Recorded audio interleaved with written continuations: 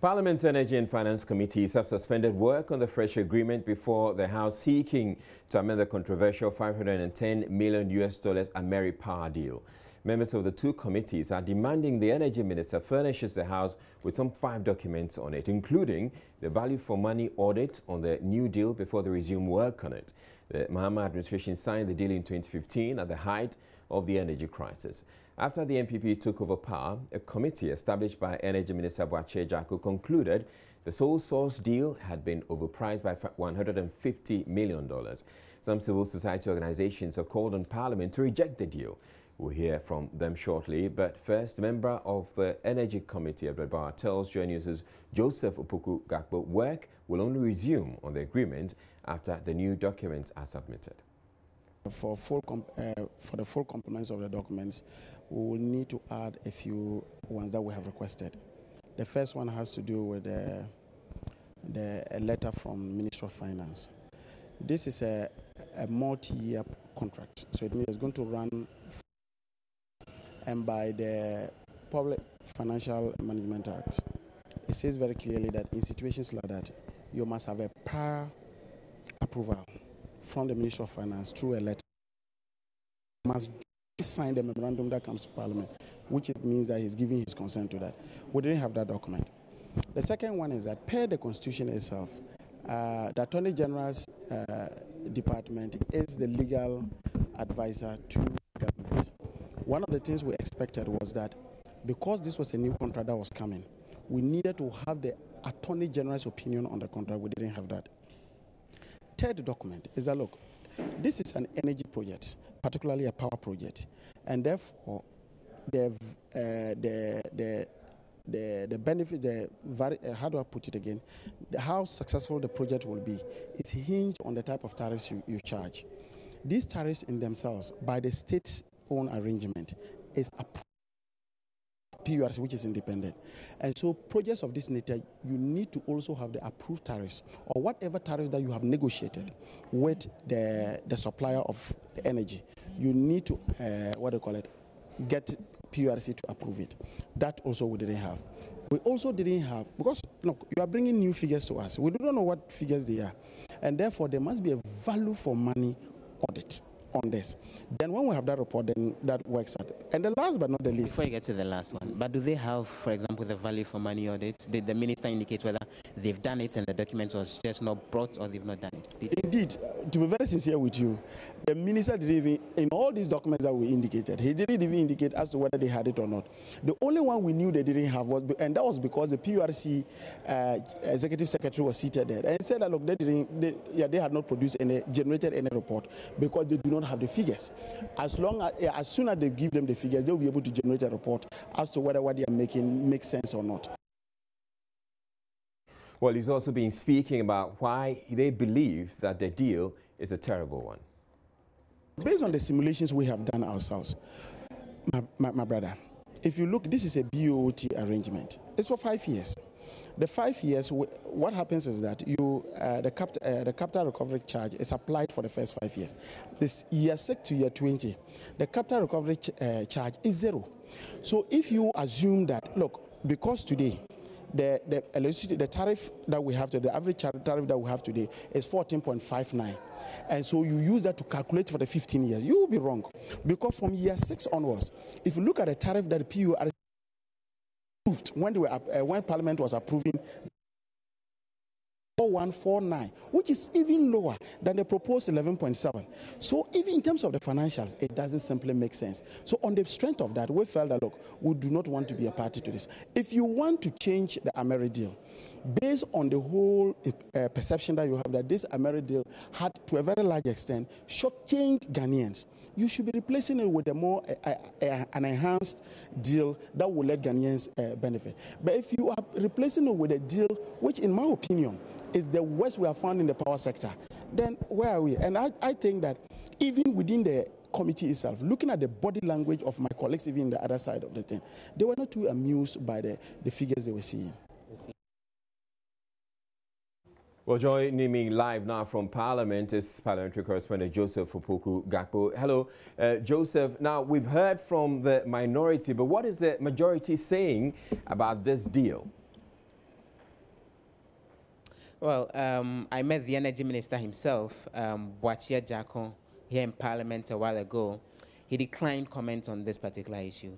But for those on the committee, when it comes to the majority, they indicate that they are all still interested in interrogating this issue and ensuring that the best deal is made for the people of Ghana. So they would all await the documents that are supposed to come in from the Energy Ministry, and then they would interrogate it further, and they would let their recommendations come on the floor of Parliament. So when are we... that I've confirmed from the majority side is that, yes, one thing again I've confirmed is that they are pushing the bill tomorrow. It may be dealt with in the next session of, in the next meeting of Parliament sometime from October. All right, now, do we know when the documents that the minority or the committees are asking for are going to be made available to them? That is not exactly clear for now. According to committee members, they say they are ready to do the interrogation once the documents are made available to them. I saw that clarity again from the Energy Ministry officials, but a definite timeline wasn't given. All right, so the other issue that has come up happens to do with the Privileges Committee and their conclusions of the hearing they had concerning that Sin Central MP Kennedy Agyapong. They failed to come up with any definitive sanctions. What's the way forward, or what's next after that? So they've submitted their reports to the House, recommending that either Kennedy Agyapong be reprimanded, where the expectation is that the Speaker will just make the point that he erred in the comments that he passed and warn him not to do that again. That's the first recommendation. And the second recommendation is that he be suspended as a member of Parliament for the rest of the session of Parliament. And this particular session of Parliament, which is the second session of the 7th Parliament, is running from now until the end of the year.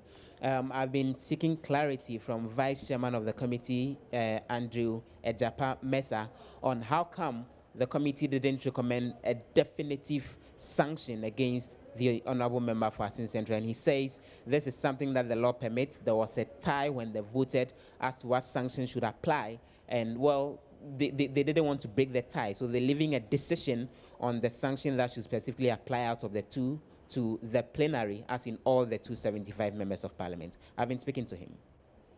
Following the investigation, we came to the conclusion that the words that he uttered clearly amounted to contempt of Parliament. And so we have recommended sanctions based on the Constitution and the Parliament Act. Which of them? Is it the Parliament is cheap or the Parliament is useless? Because at the committee level, we all saw during the deliberations him insisting, he said Parliament is cheap, and he didn't say Parliament is useless. Well, that's what he said, but that, like you and I know, there's his side, there's the complainant side, and there's the truth. So we listened to the tape, the entirety of it, and formed the opinion that the words that he uttered amounted to Parliament now. Parliament now. Parliament is useless? Yes, I guess so. So based on that, we felt that there was a need for us to make a recommendation to the plenary to take a decision on what it is that they want to do. So your position again is that him insisting he didn't say Parliament is as in Parliament is useless, him insisting on that at the level of the committee, for me, the relevant virtually amounted to him not telling the relevant thing is that he himself admitted that the words that he used as to whether Parliament was cheap or Parliament was useless, regardless of whether he denied it or not, was that he admitted that those words were improper and went ahead to apologize to the entirety of Parliament. Saying Parliament is cheap and insisted he never said Parliament. He had indicated that he had already spoken to the leader of the House, had built or amended the bridges that were broken between them.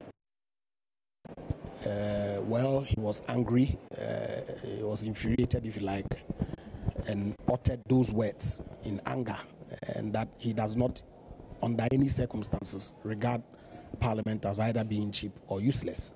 And so for me, that was the most important thing. Save that the committee felt that to the extent that those words amounted to contempt of Parliament. It was important for some, if you like, sanctions to be applied or recommended. That was Parliamentary Correspondent Joseph Opoku-Gakpo speaking there with the Vice Chairman of the Privileges Committee, Andrews Agyapa-Mercer. And we're staying with the issue of energy a while longer because this revised, and on the revised Ameri power deal, although the Energy Ministry has assured the deal will save the country millions, energy think tank Africa Center for Energy Policy, ACEP, does not think so. It wants Parliament to reject the agreement. Executive Director of ACEP, Ben Boakye, joins us live with more on this. Good evening to you, Mr. Ben Boakye. Now, you have already indicated that you think that this deal is really bad. The minority or the committees that are dealing with this are waiting for some documents. On what basis are you just concluding that are writing this deal off? Thank you, Israel. I think we have looked at the memorandum and the contract that was made available to Parliament. And that is the document we actually analyzed. And we have looked at the figures. And that definitely suggests that we could have negotiated better. Because if you look at the numbers, we signed a contract with Ameri for $510 million. And we have already executed 2.5 years of that agreement, which means that $255 million is committed, and we have to pay for it. So what we actually negotiating is the 2.5 years, which is another $255 million. We have an outstanding payments that we have to make, which the new company is proposing to assume about $52 million of that. So in total, you're talking about $300 million liability that is being assumed by the new company. And you look at the cash flow that has been granted to this new company. We are going to be paying $75 million a year for 15 years. And that brings it to $1.125 billion of cash flow. And we think that is definitely on the high side. If you add that, what we have paid already, it means that the contract sum for Ameri and the Martinius company, we are going to pay about $1.3 billion in cash flow. It cannot be right, for a 250 megawatts power plant. So it was just on those basis that we think the agreement is not right for us. Now, Mr. Boakye, the two committees that are dealing with this in Parliament have decided that they would rather wait for some documents to examine those documents before they come to a definite position on it. Won't you rather also wait and see what documents you're going to tender before you decide? No, I think what we have seen is enough for us. There is no other document that makes $75 million a year, 1.125 billion dollars cash flow for the new company rights. That is way too much for that power plant. And we can conclude based on what we have that we're going to pay too much for that. Because if you have $300 million to pay, on what basis do you negotiate that for 1.125 over 15 years? So that is way too high. Again, government insisted consistently that we were paying Ameri for work they do not, money they don't deserve, or work they are not doing. As a middleman, we're paying them $30 million a year because they outsourced the entire contract for $360 million. So essentially, METCA, which is the EPC contractor, was getting $72 million a year for having executed the contract. Under this new regime, or this new contract, METCA has brought a sister company to take $75 million a year. I mean, so what makes it better? Now, on the face of it, it appears that, yes, we probably may be going in for a raw deal or a deal that's worse than the Ameri one. But could it also be that government is having a bit of a difficulty coming up with the amount of money we were supposed to be paying under the original deal, and so wants to go in for something that will require they pay a little less, spread over a longer period? So we have done analysis of that. If you look at the 2.5 years or 2.5 years that is left, what government is avoiding is essentially the $30 million that will go to Ameri every year. So put that together, and it's only $75 million of payment you are avoiding. You know, so why would you avoid $75 million when you pay 1.125 billion? It doesn't make sense. Beyond the advocacy, is ASEP willing or intending to probably do anything about it, go to court? I mean, you see, this system, we grant everything to the politician, and once they decide, it's only Parliament that can save us. If Parliament, the representatives of all of us, agree that they should go ahead with the deal, we have no say, and that's what has happened with many of the deals. And Parliament will do all of us good if this time around they can be firm and look at the document before them and say, enough of this. We cannot continue to approve this kind of deal. All right, thank you very much. Ben Boakye is the Executive Director of the Africa Center for Energy Policy, and was speaking there with us. Now, the Inspector General of Police, David Asante-Apiato, is cautioning that personnel found guilty of professional misconduct will face the full rigors of the law, following the backlash received by the police following the viral video in which police personnel are found engaging in one misconduct or the other. The IGP has been addressing some personnel of the service at the police headquarters on Thursday, where he expressed concerns about matters arising involving the police and pledged to purge the service of all miscreants. Presents a position in the Ghana Police Service that perhaps some of you do not have the idea. You are the image of the Ghana Police Service. Who are out there? Your interaction with anybody in the street will send the message about the Ghana Police Service. It is our vision to become a world-class police organization. Have you heard it before? Yes, sir! A world-class police organization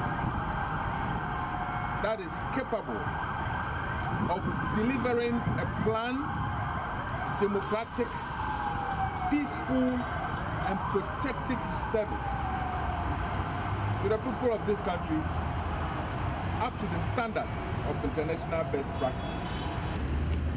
This time around,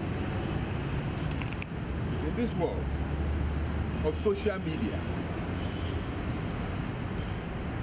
what has become very important about police service is that how do you communicate to the people? Communication. Huh? Communication.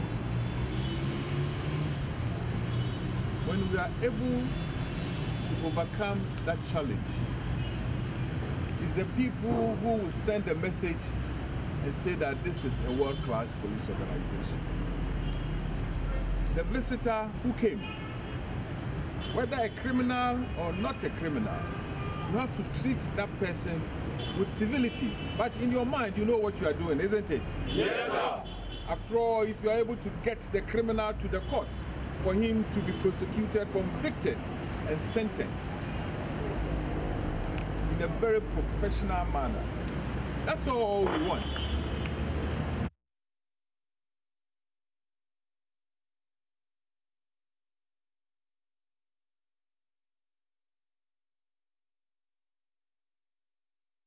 Now, the ongoing cleansing of the country's public sector payroll has revealed many workers are using fake certificates. Deputy Auditor General George Winfield described the situation as worrying after he discovered that many more civil servants have also been receiving salaries based on fake promotions. Addressing a news conference in Cape Coast Friday after the Central Region leg of an exercise that will be extended to cover the whole country, Mr. Winfield urged heads of institutions to be meticulous in how they recruit people into the public service. Correspondent Richard Kojo-Nyakon reports. So this is the last day of the exercise by the Auditor General of people on government payroll. And the exercise started about 10 days ago and they are finishing. This is the last day and people are in the queue waiting for their turn.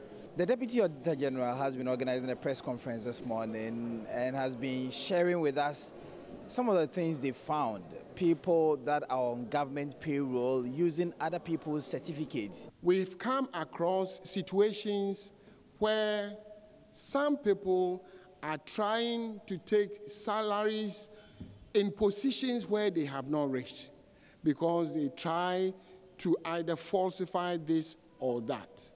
These are signals that we are following up. We are following up to see whether it's true or not. But the indications we are getting seem to be true. We are yet to finish with this exercise, so we cannot make any conclusion. If your salary gets deleted, then the effect is going to be serious on you. So it was expected that the first day, the turnout was going to be massive. But thankfully, with the support we got from various heads of institutions, you can agree with us that this exercise cannot bring out all. So we call on heads of institutions if they can also do some background checks especially of high-risk officers in their respective institutions. He cited instances where someone who is not even a qualified teacher is found in the classroom because the person is using the certificate of another person. It will be of interest to the whole nation if heads of institutions also show interest in their HR records and begin to do what is necessary to ensure that we are safe in classrooms, our children are safe and are getting the right teachers in classroom, our hospitals are safe in getting the right human resources to be there. Information shared with us even showed that some other institutions that are not part of this exercise, there may be some problems like that also going on there. Then the institutions who held those promotions should provide us with comprehensive list of people promoted on a proper letterhead to ensure that the information that will be served us is genuine and that our children in the classrooms, our people going to hospitals, people who may be serving us in various capacities, will be the qualified people we have confidence in to discharge those functions. The exercise continues in the Western region where they will spend 10 days there. From there, they also tour the entire country and they will be sure that they check all documents of people that are on government payroll. He indicates that they are not going to declare people ghosts because they did not turn up. They will give them opportunities upon opportunities so that they will be sure that such people are really ghosts before they strike their names out. Reporting for Joy News, my name is Richard Kwejo-Nyako. We're taking a break here on Joy News Prime to bring you business news, but still ahead in the bulletin, government announces renaming of Maurice Senior High School in the Central Region after former Vice President Kwesi Bekwai and Mr. Arthur as dignitaries, including President Akufo-Addo, pay their last respects to him. The of Ms. Arthur should spare us to love one another, to forgive one another, to embrace one another, and to fight for our nation. The late Vice President's widow, however, minced no words when she took to the podium to read her tribute. The lies, the treachery, the wickedness, the deliberately changing things so that you could look better than others, the mischievousness. I ask myself, is this Ghana? Also in the bulletin, we get to hear from a chief from the Abrim area where the names of villages have got the whole nation wondering about their existence. All of them are famous. I don't know which particular ones. The ones that we heard today in Parliament, Training Nyansa, Koteya Abua, Shaya Mobile. Yes, I think those are marvelous names. We should embrace them. Business News is next.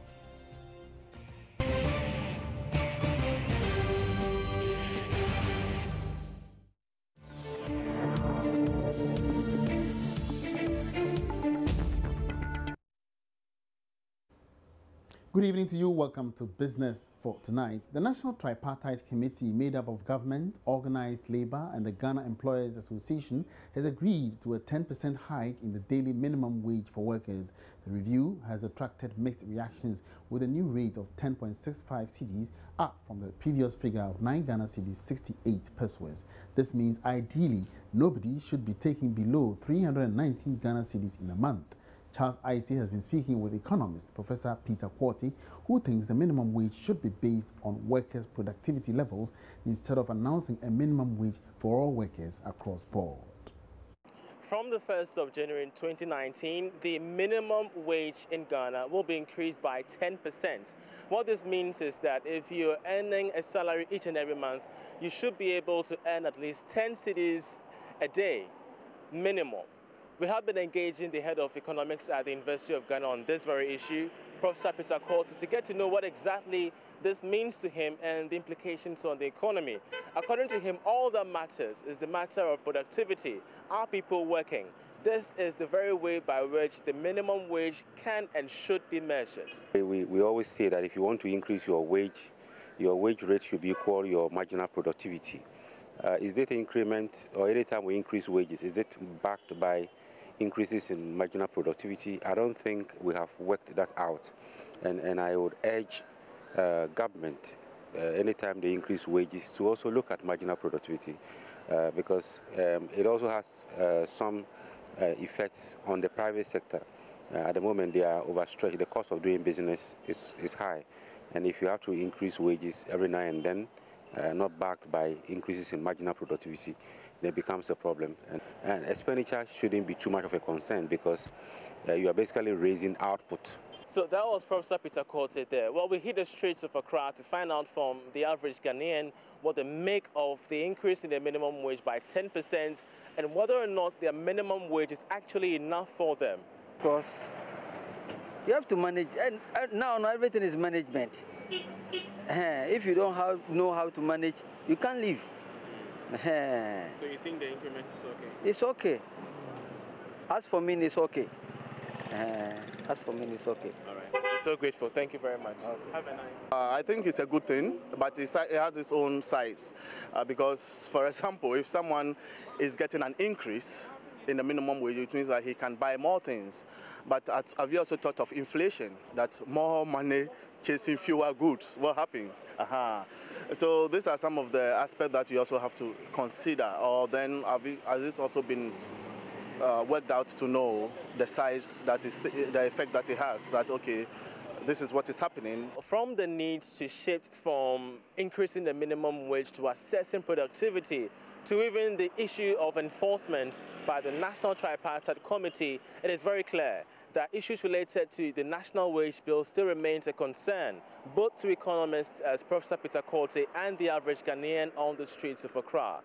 The question still remains, does the minimum wage bill, whether increased or decreased, determine the productivity of our country? For Joy Business, I'm Charles Aite reporting.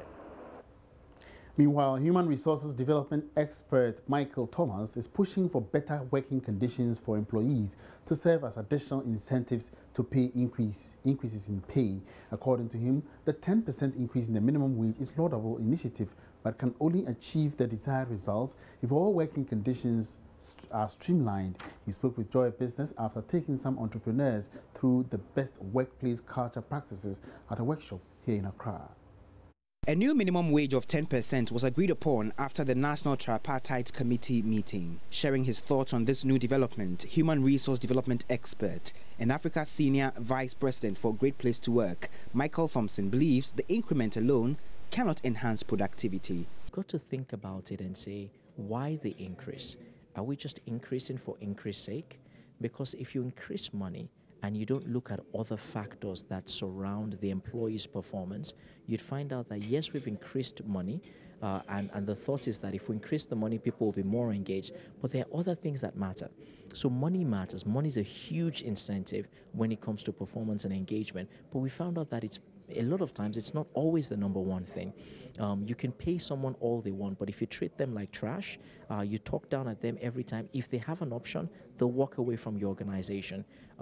Young people, money is important to them, but you know what? We find out that a lot of them are also more interested in organizations that will help them grow, because they know that if they don't get the money today, but they grow significantly on their career journey, they'll be able to earn a whole lot more in the future. He entreated business owners to take advantage of a global trend to improve working conditions for their companies.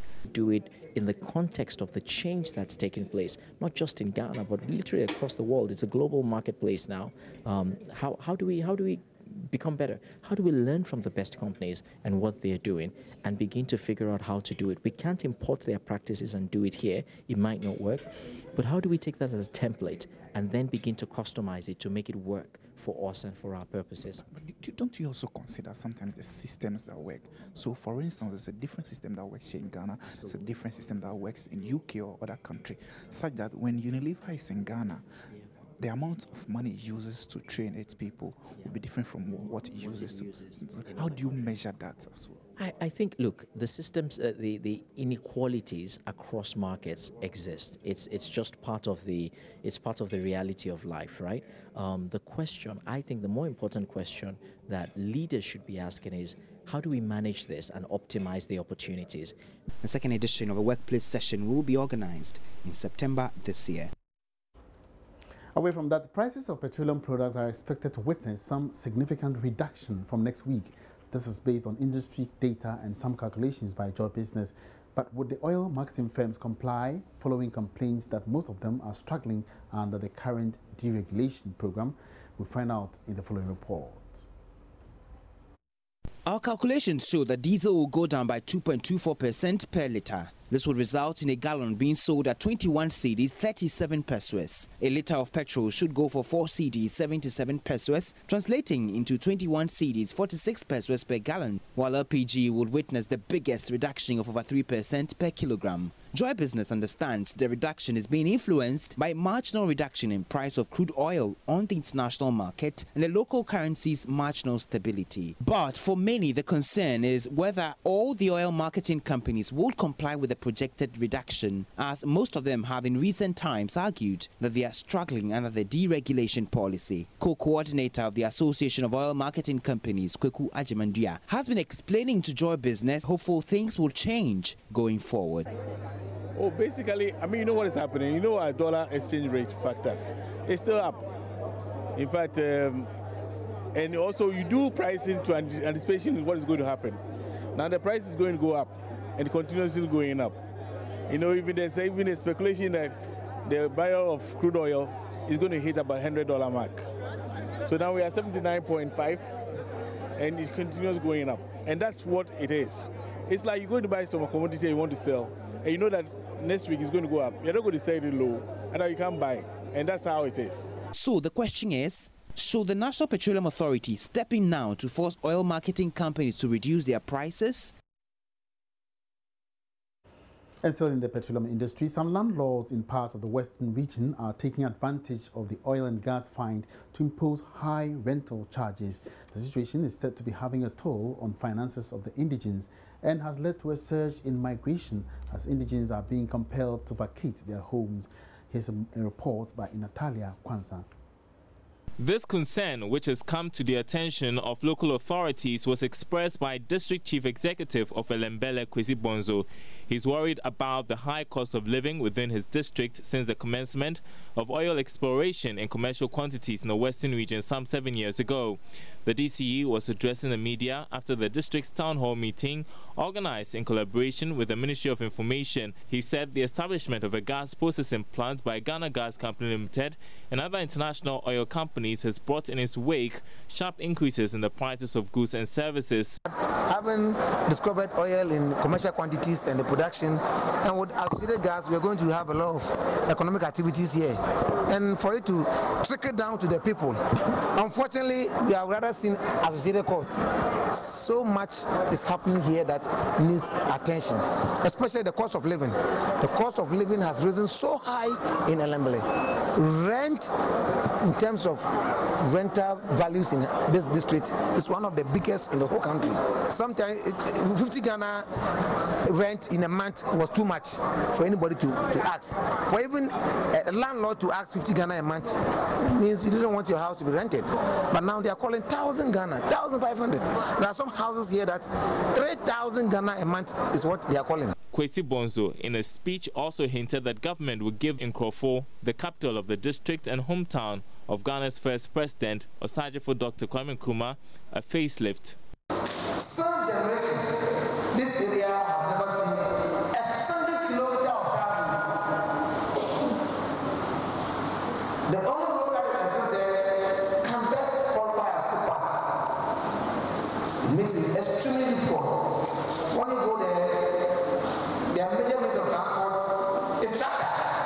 But that's the only means of transport that can go there. Anytime that we are about to travel there, even with our 4x4, we struggle very much.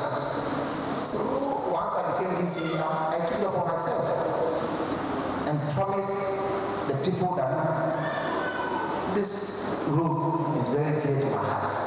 The very major project I started was to clear, form, and construct 26 kilometers of feeder road in those areas. And that covered the area from Basaka number 2 to Aswasi, to Dochiko, to Anamiko, and New Adebra. That's it for Business Tonight. Thank you so much for your attention. My name is Emmanuel Boaji.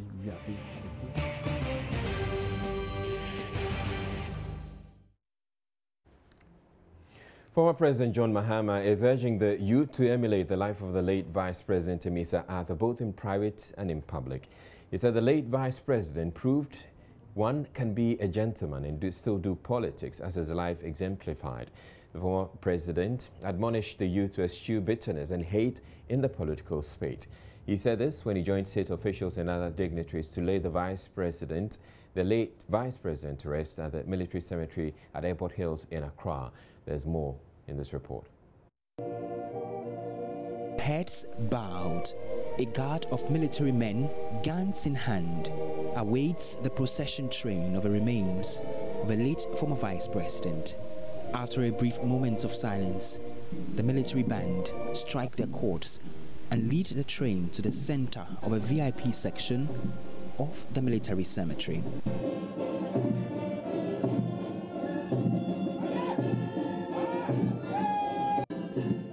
The procession, comprising wife of the late former Vice President Matilda Amisa Arthur, Vice President Dr. Mahamudu Bawumia, former President John Mahama, and the clergy, accompany the remains to the yard. Shortly after some solemn hymns were sung in a typical military style, the casket of a late VIP, draped in the colors of a Ghana flag, was marched to the tomb shed, prepared to be the final resting place of Kwesi Bekwin Amisa Arthur.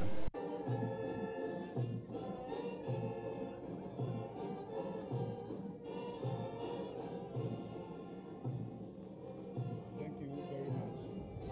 We pray that you receive him into the arms of your mercy, into the blessed rest of everlasting peace, and into the glorious company of the saints above. Amen. Military gunshots herald the lowering of a casket into the earth. Former President John Mahama extols the virtues of his former second-in-command. He spoke of how he helped him achieve great milestones during their term in office. He was a good man, yeah, and we worked together for a long time, from when I was a deputy minister. He had been deputy minister of finance before. But like I said, we worked very closely when I was head of the economic management team as vice president, and he was the governor of the bank, and so that's how we became close. And so it was only natural that after Professor Atta Mills passed away, he was the most appropriate person to nominate as vice president. And we achieved what we achieved. Very nice gentleman, conducted himself very well, and we're all at a loss for his passing. And so we can just extend our condolences to Matilda and the family. Well, you heard the pastor today at the burial service. He said that if we are to take from his life, then we should, for those who go into leadership, should live a life of integrity, and we should stop the extreme partisanship. We should undertake our politics with some decency. I think that's what we take from his life. Well, a vacuum has been created, but the younger generation is coming up, so I'm sure the people will step in our shoes. We are passing away. Family of the late Veep says they are grateful to the state and the military for the honors accorded their husband, son, father, and uncle.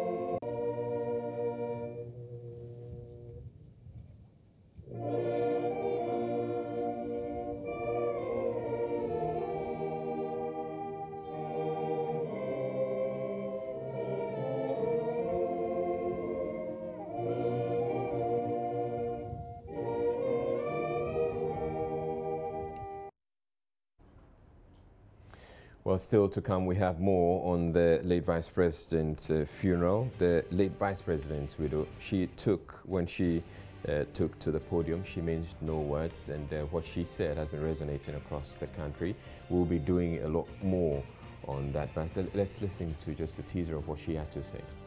The lies, the treachery, the wickedness, the deliberately changing things so that you could look better than others, the mischievousness. I ask myself, is this Ghana? There are suggestions she probably went too far, but did she? We'll be having that conversation later on.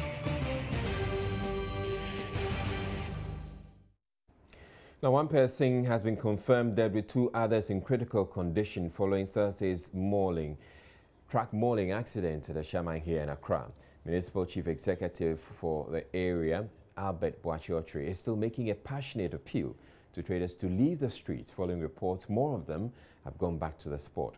Here's a report by my colleague Justice Beidou.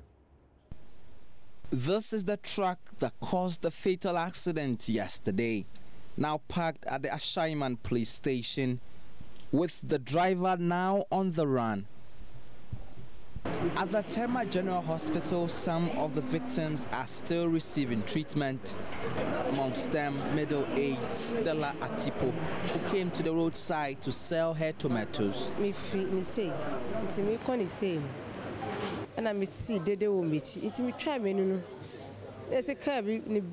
I was walking on the fringes of the road with my goods when I heard screams that the truck was coming. So I started running. I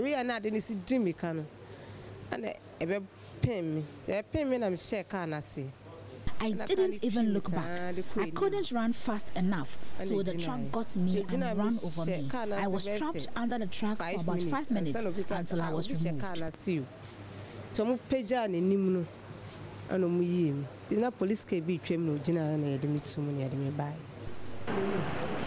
Municipal Chief Executive for the area, Albert Boakye-Okyere, offering words of consolation. There were no ambulances to take the injured to the hospital at the time the accident happened, according to medics here. That may be responsible for the severity of the injuries.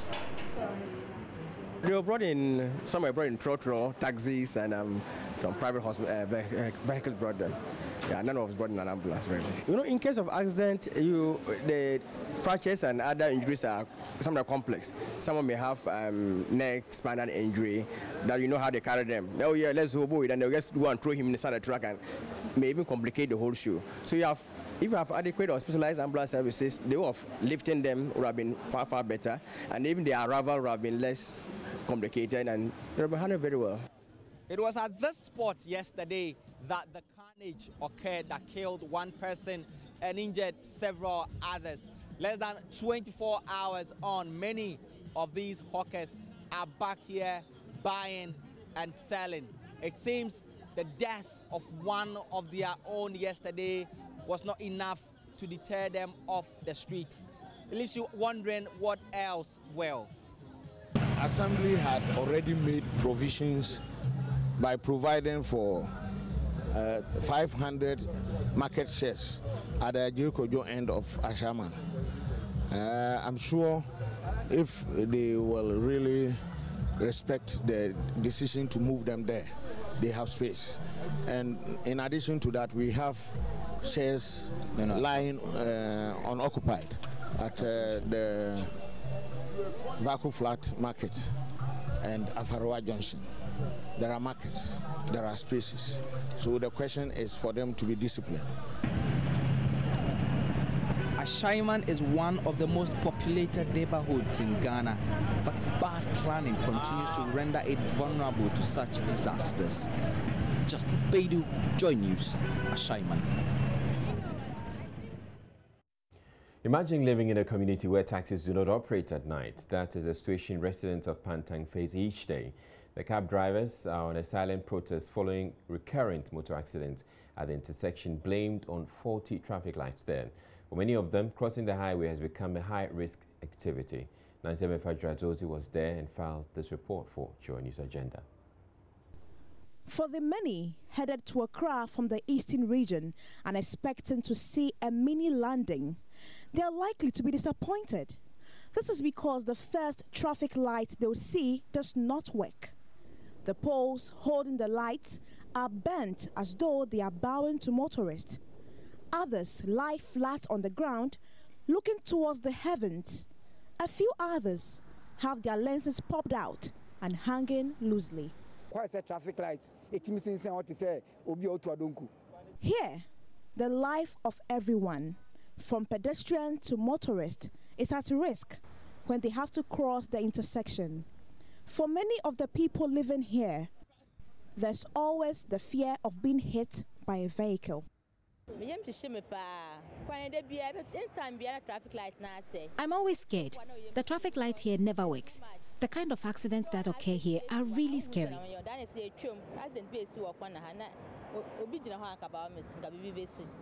Every week we kind of see an accident. If it's not an accident, then it's someone being knocked down. Because I know the junction is very risky, so when I'm coming, I'm very cautious because I don't know who will cross me. With me more than 20 minutes because I sometimes stand here for close to 20 minutes because I'm scared and there's no one to help me cross the road. If you're not careful, you'll be hit by a speeding vehicle. The taxi drivers who are stationed at a taxi rank at Pantang Junction say an accident at the intersection that almost claimed the life of one of them has put a lot of fear in them. One of our colleagues was involved in a terrible accident. Since then, he's not been able to drive. This intersection is really dangerous. Some of the drivers have decided not to operate at all in the evening. When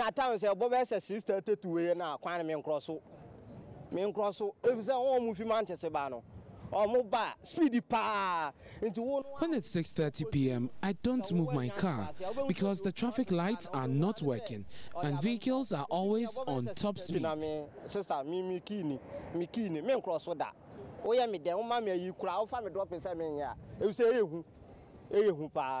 Lily has been selling beans at this junction for over 17 years. She tells me her prayer point has changed from getting more customers to rather praying for the safety of anyone coming to buy her food. Because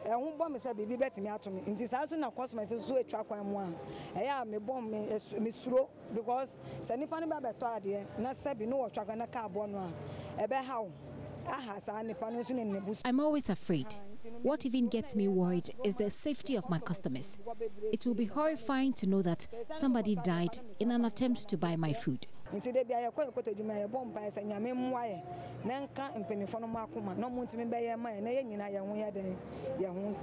All residents of Pantang wish for are safer streets for the fast developing community of middle-class citizens. Nancy Emefa Jadosi. Joy News. Now, the mention of the names of some villages needing to be connected to the national grid on Thursday caused quite a stir because of their rather very colorful names as they were mentioned in Parliament. Let's hear that conversation in Parliament first. I rise to ask the Minister for Energy whether the ministry has plans to provide off-grid electricity to the following communities in the Abrim constituency, which are difficult to be connected to the national grid. Chirahantan, Peninso, hey, Chenim Nyansa, hey, Koti Abua, hey, Swaya Mobo, hey, Achitrisu. I now understand why the honorable member from Abrim belongs to a happy lot. For coming from a constituency with such names, you can only be happy. Mr. Speaker, for the communities in the Abrim constituency, namely Chirahantan, Chinyenso, Echeni Nyansa, Koti Abua, Shwaya Mobo. And indeed, that is so.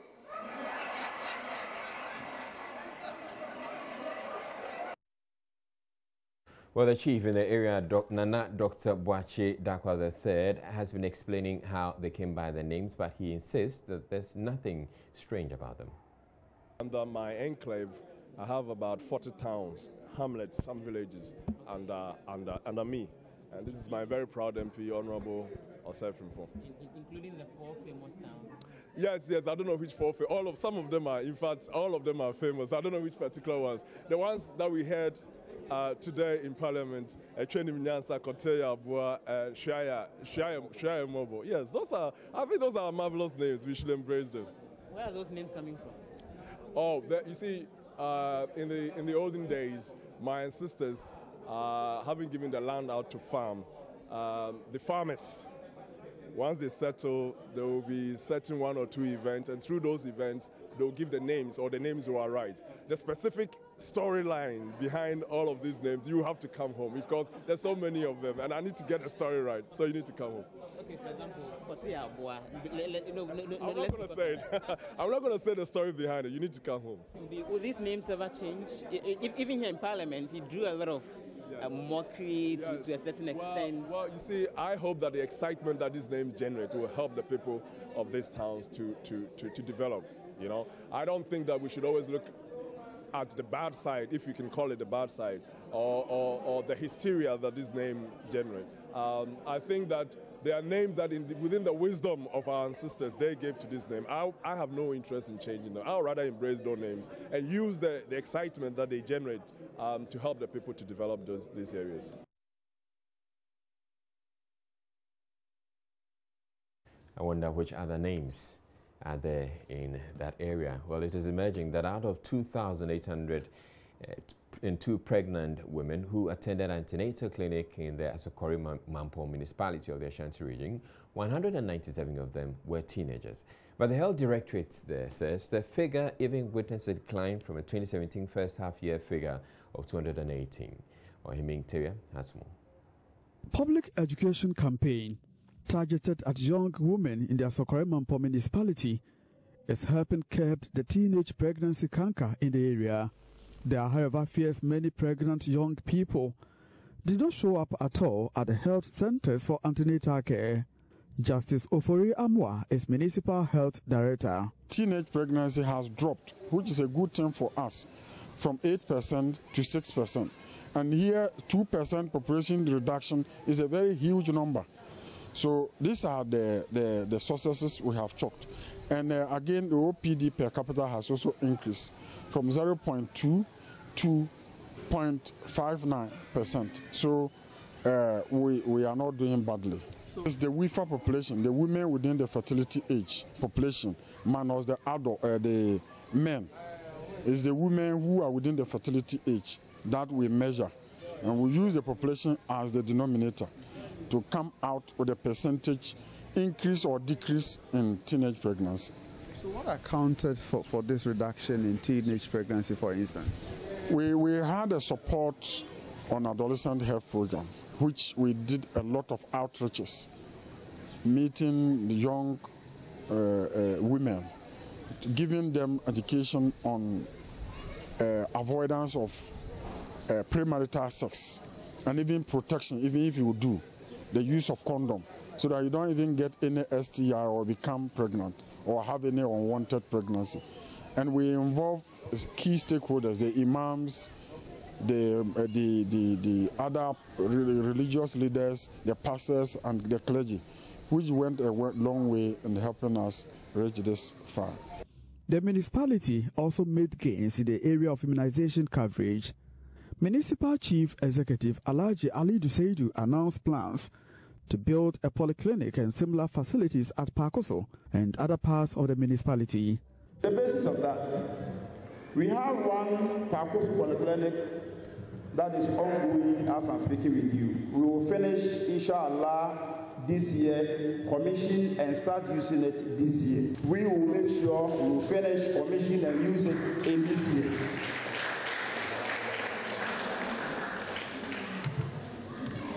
We are also putting together documents and also having stakeholder consultations to have a municipal hospital. So on top of the municipal hospital, we still have all the polyclinic, about 2 or 3, just to augment the efforts that were putting up by the municipal director and his team.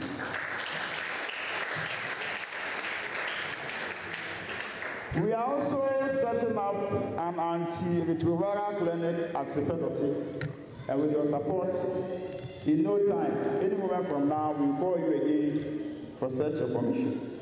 From Kumasi, for Joy News, Ohimi Tewia reporting.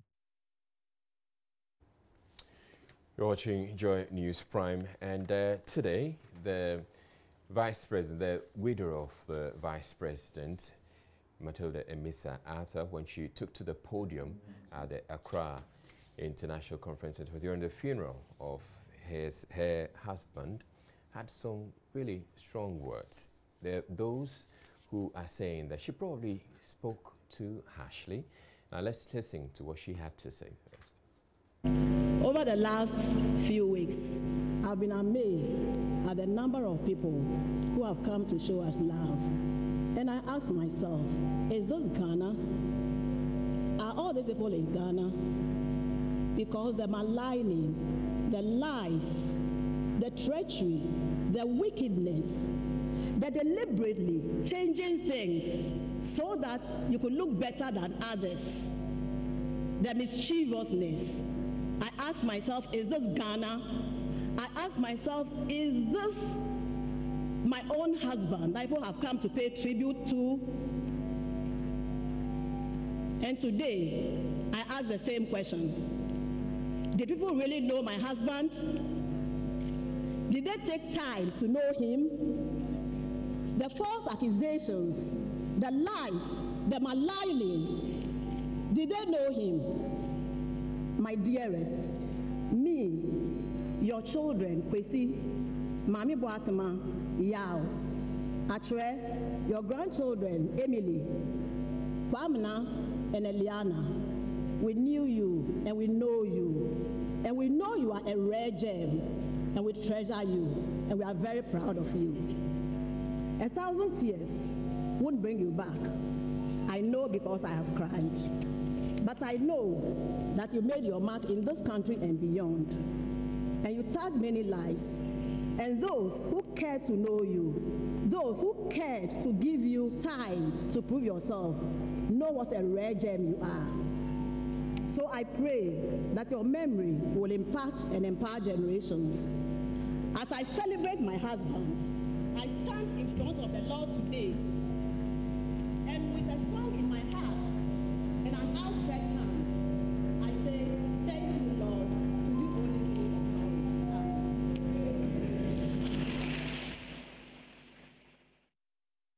glory. Well, her remarks whilst reading the tribute has stoked controversy, with people suggesting that she probably should have been a lot more diplomatic considering the occasion. Now, I have been joined by Nana Dr. Obri Yeboah is a senior lecturer at the Accra Technical University. He has a background in sociology, and we're going to be having a conversation about these remarks by the widow of the former, the late Vice President. Now, thank you very much for making time, Nana Dr. Obri Yeboah. Now, these comments or remarks by the widow of the late Vice President, there are those who are suggesting that she probably should have been a lot more diplomatic in considering the occasion, and that because she is a widow, she shouldn't have done that to detract from the occasion. What do you make of these comments? Yeah, I think that all over the world, anybody delivering a tribute to honor the dead will not go out of the way to attack other sympathizers who also are there to mourn or deliver tributes to their colleague. But what happened was out of the norm. You believe that was an attack? Because I was expecting. Everybody knows that nobody will come out and attack sympathizers or people.